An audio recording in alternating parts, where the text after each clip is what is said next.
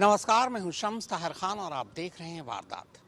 Sunday को Sydney के बॉन्डी बीच पर 16 लोगों की जान लेने वाले बाप बेटे ने शूटआउट से ठीक 1 महीने पहले फिलीपींस जाकर बाकायदा मिलिट्री ट्रेनिंग ली थी। 1 नवंबर से 28 नवंबर तक ट्रेनिंग लेने के बाद दोनों वापस सिडनी लौटे। ऑस्ट्रेलिया के काउंटर टेररिज्म डिपार्टमेंट के मुताबिक दोनों का ताल्लुक इस्लामिक स्टेट नेटवर्क से है। इस बीच पुलिस ने यह भी दावा किया है कि उसने उस कार को बरामद कर लिया जिस कार में दोनों बाप बेटे संडे शाम बॉन्डी बीच पहुंचे थे। यह सिडनी में मौजूद बॉनीरिंग इलाका है। सिडनी के जिस बॉन्डी बीच पर संडे को शूट आउट हुआ उससे करीब 40 किलोमीटर दूर।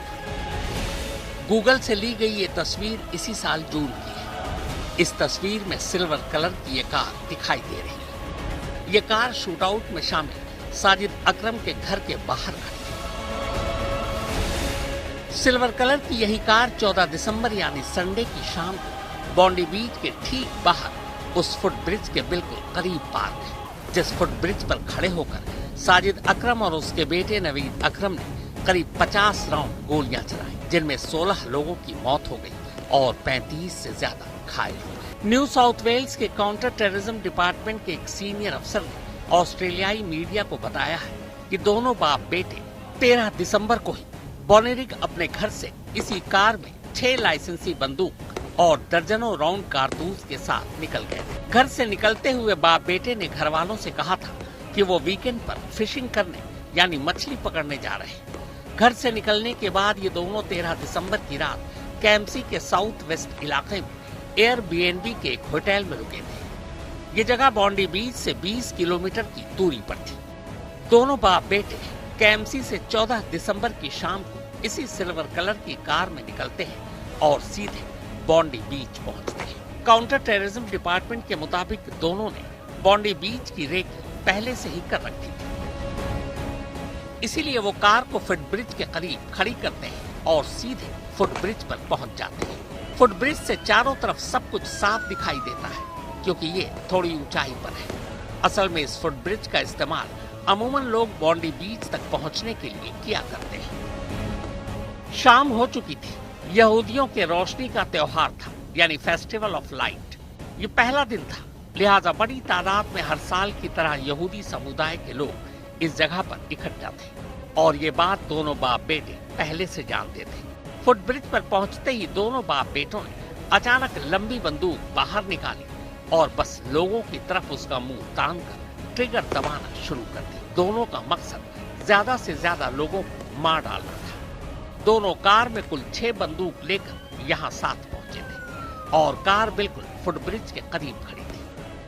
उनकी कार के पीछे की तरफ पार्किंग है और उस पार्किंग में बहुत सारी कारें पार्क थी। जिस वक्त बाप बेटे अंधाधुंध निहत्थे और बेकसूर लोगों पर गोलियां चला रहे थे, ठीक उसी वक्त इनमें से एक शूटर के ठीक पीछे कार की ओट में एक शख्स अपनी कजन के साथ खड़ा था। दोनों वहां कॉफी पी रहे थे। इस शख्स का नाम है अहमद अल अहमद। 44 साल के अहमद ने जैसे ही शूटर को देखा, सबसे पहले खुद को कार की ओट में पूरी तरह छुपाने की कोशिश की। जिस जगह कार के पीछे अहमद खड़े थे, वहां से बस चंद कदम की दूरी पर शूटर था जो लगातार गोलियां चला रहा था। खुशनसीबी से जहां अहमद खड़े थे उस जगह से शूटर की पीठ दिखाई दे रही थी, यानी शूटर अहमद को नहीं देख पा रहा था। बस इसी एक मौके का अहमद ने फायदा उठाने की सोची। हालांकि खतरा बहुत ज्यादा था। अगर शूटर की नजर जरा सी भी अहमद पर पड़ जाती तो बंदूक का रुख अगले ही पल अहमद की तरफ होता। लेकिन अहमद ने ठान लिया कि वो निहत्ते ही शूटर का सामना करेंगे और उसे दबोचने की कोशिश करेंगे। इसी के बाद वो दबे कदमों तेजी से अचानक कार की ओर से बाहर निकलते हैं और इससे पहले कि शूटर उन्हें देख पाता, उसे पीछे से कुछ इस तरह जकड़ लेते हैं कि वो बंदूक का ट्रिगर दबा ही न पाए। शूटर को चंगुल में लेने के बाद अचानक पीछे की तरफ शूटर गिरता है और अब बंदूक अहमद के हाथों में थी। इस बीच शूटर अब खड़ा हो चुका था और पीछे की तरफ चल रहा था। तभी अहमद 2 बार शूटर के पैर का निशाना लेकर गोली चलाते हैं। शायद एक गोली शूटर के पैर में जा लगी। इस बीच जब अहमद शूटर की तरफ उसे दबोचने के लिए भागे थे, तभी उनके पीछे पीछे उनकी कजन भी दौड़ती हुई आई थी। शूटर से बंदूक छीनने के बाद अब वही बंदूक अहमद के हाथों में थी और अहमद को अंदाजा था कि आसपास पुलिस भी है। उसे लगा कि कहीं पुलिस उसे ही शूटर समझकर गोली न मार दे। इसीलिए अब अहमद ने एक हाथ में बंदूक थामा और दूसरा हाथ हवा में उठाकर पुलिस को ये इशारा देने लगे कि वो शूटर नहीं। एक दूसरे कैमरे में दिखता है कि जब शूटर पीछे की तरफ जा रहा है, तब एक और शख्स जिसके हाथों में शायद कोई पत्थर था, वो शूटर की तरफ फेंकता है। इसके आगे होता यह है कि शूटर वापस उसी फुटब्रिज की तरफ चल पड़ता है, जहां दूसरा शूटर अब भी निहत्थे लोगों पर गोलियां चला रहा था। जिस शूटर को अहमद ने दबोचा उसका नाम नवीद अकरम है और जो शूटर फुटब्रिज पर गोलियां चला रहा था वो नवीद का बाप साजिद अकरम था। अब ये एक दूसरे कैमरे की तस्वीर है। ये तस्वीर ड्रोन की है। इसमें आसपास के पूरे इलाके के साथ साथ इस फुटब्रिज की तस्वीर को भी रिकॉर्ड किया गया है। यहाँ एक शूटर जमीन पर पड़ा नजर आ रहा है। ये वही शूटर है जिसके पैर में अहमद ने गोली मारी थी। दूसरा शूटर यानी साजिद अकरम अब भी गोलियां चला रहा है, पर फिर थोड़ी देर बाद वो भी फुटब्रिज पर गिर पड़ता है। न्यू साउथ वेल्स पुलिस उसे गोली मार चुकी थी। अगर अहमद अपनी जान पर खेल कर नवीद को शिकंजे में न लेते तो कई बेगुनाहों की जान जा सकती थी। हालांकि जब अहमद ने शूटर नवीद से उसकी बंदूक छीन ली तो पैर में गोली खाने के बाद भी नवीद अपने बाप के पास फुटब्रिज तक पहुंच चुका था। बेटे को घायल देख तब तक बाप यानी साजिद अकरम ने अहमद की तरफ गोली चलाई। अहमद के कंधे पर कुल 4 गोलियां लगी। अहमद घायल होकर वहीं एक पेड़ की ओट में गिर पड़े। बाद में अहमद को पुलिस न्यू जॉर्ज हॉस्पिटल ले गई, जहां अहमद की सर्जरी हुई। फिलहाल अहमद की हालत खतरे से बाहर। सोमवार को घायल अहमद से मिलने खुद ऑस्ट्रेलिया के prime minister Anthony Albanese hospital पहुंचे।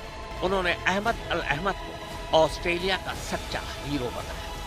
न्यू साउथ वेल्स जिसके तहत सिडनी शहर आता है, उसके प्रीमियर क्रिस मिन्स ने भी अहमद से अस्पताल में मुलाकात और सोशल मीडिया पर एक पोस्ट डालकर अहमद को रियल लाइफ हीरो बताया। उन्होंने कहा कि इसमें कोई शक नहीं कि अगर अहमद ने बहादुरी न दिखाई होती तो बहुत सी और जाने तय थी। यहां तक कि अमेरिकी राष्ट्रपति डोनाल्ड ट्रंप ने भी अहमद की इस बहादुरी की तारीफ की है।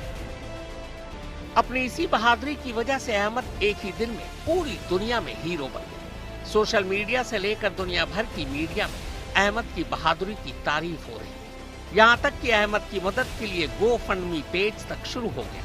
इसमें लोग अब तक 1.4 मिलियन ऑस्ट्रेलियन डॉलर यानी लगभग 1 मिलियन अमेरिकी डॉलर, जो कि भारतीय करेंसी में लगभग 9 करोड़ रुपए बैठता है, डोनेट कर चुके हैं। अहमद 2006 में सीरिया से ऑस्ट्रेलिया आए थे। दरअसल सीरिया गृह युद्ध से घिरा हुआ था, लिहाजा रिफ्यूजी के तौर पर उन्हें ऑस्ट्रेलिया ने शरण दी। बाद में उन्हें ऑस्ट्रेलिया की नागरिकता मिल गई। अहमद की 3 और 6 साल की 2 बेटियां हैं। सिडनी आने के बाद अहमद ने फल की एक दुकान खोली और उसी से परिवार का गुजारा चल रहा है। अभी 2 महीने पहले ही अहमद के माँ बाप भी सीरिया से ऑस्ट्रेलिया अपने बेटे यानी अहमद के पास आए थे। अहमद के माँ बाप ने मीडिया से बातचीत में बताया कि अहमद कभी किसी पर जुल्म होते नहीं देख पाते। उन्हें इससे कोई मतलब नहीं कि कौन किस धर्म या देश का है। वो किसी की भी जान बचाने के लिए अपनी जान तक दांव पर लगाने से पीछे नहीं हटते, और यही उन्होंने संडे को पॉन्डी बीच पर किया। इस बीच न्यू साउथ वेल्स की काउंटर टेररिज्म डिपार्टमेंट ने अपनी जांच भी तेज कर दी है। अभी तक की जांच से ये सामने आया कि साजिद अकरम और उसका बेटा नवीद पिछले महीने ही फिलीपींस में मिलिट्री स्टाइल ट्रेनिंग लेने गए थे। फिलीपींस 90 के दशक से ही इस्लामिक मिलिटेंट्स के लिए हॉट स्पॉट बना हुआ है। काउंटर टेररिज्म डिपार्टमेंट के मुताबिक दोनों बाप बेटे 1 नवंबर को ऑस्ट्रेलिया से फिलीपींस पहुंचे थे। 27 दिन तक फिलीपींस में रहने के बाद दोनों 28 नवंबर को वापस सिडनी आए। फिलीपींस की ब्यूरो ऑफ इमिग्रेशन के प्रवक्ता डाना सैंडोवल ने बताया है कि साजिद अकरम भारतीय पासपोर्ट पर फिलीपींस आया था, जबकि नवीद अकरम के पास ऑस्ट्रेलिया का पासपोर्ट था। इस बीच एक खबर ये भी आ रही है कि साजिद अकरम भारत के हैदराबाद का रहने वाला था और 1998 में वो ऑस्ट्रेलिया गया था। ये भी दावा किया जा रहा है कि साजिद 2022 में आखिरी बार भारत आया था। उधर तेलंगाना पुलिस ने यह दावा किया कि जब तक साजिद भारत में था, उसके खिलाफ यहाँ कोई भी आपराधिक मामला दर्ज नहीं था। डिपार्टमेंट के मुताबिक नवीद अकरम ऑस्ट्रेलिया में प्रो इस्लामिक स्टेट नेटवर्क से जुड़ा हुआ है। खास तौर पर उसकी नजदीकी ऑस्ट्रेलिया में मौजूद एक जिहादी मौलाना विसाम हद्दाद से थी। हालांकि हद्दाद ने अपने वकील के जरिए एक बयान जारी कर ये सफाई दी है कि बॉन्डी बीच पर हुए शूटआउट से उसका कोई लेना देना नहीं। आज तक ब्यूरो।